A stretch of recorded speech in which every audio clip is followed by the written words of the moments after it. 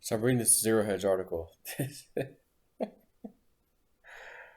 Oh, only in California. If it was New York, I'd probably say the same thing, but California, California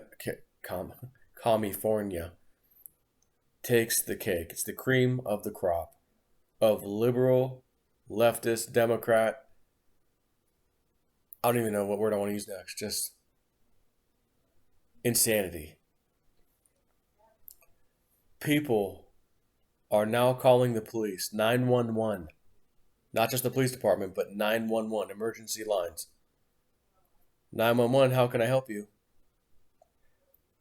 My neighbor's coughing very loudly. I think they've got the virus. Can you send the paramedics? Not somebody in my house may have it.